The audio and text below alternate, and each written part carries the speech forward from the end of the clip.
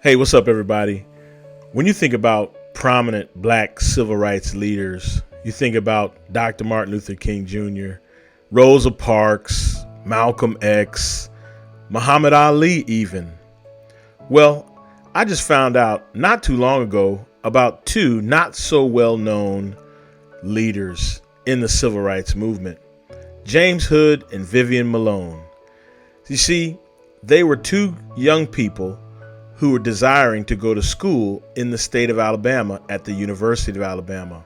You see, Alabama was the last state to integrate its education system.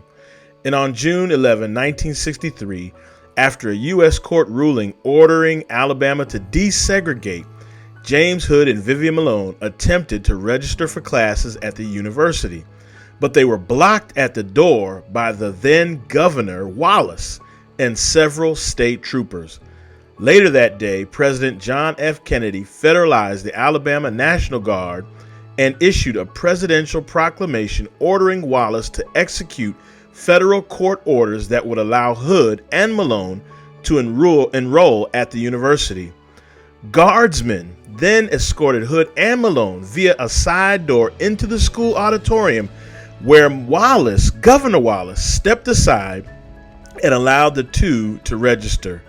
Later that evening, Kennedy addressed the nation and called for sweeping civil rights legislation that would ban discrimination in all public places. In our lesson this week, we find Nehemiah having to take a huge risk like James Hood and Vivian Malone. He had to go before the king, not knowing if the king was going to accept him or reject him.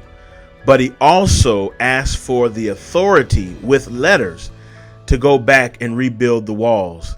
He met great opposition, but yet remained determined to do what he believed God was calling him to do. You see, young people, leadership is not always easy, and many times we have to make and take great risks. God has always promised to be with us. So just like James Hood and Vivian Malone had some unseen forces helping them, Nehemiah had unseen forces helping him. God's unseen forces will help you as well as you lead for him.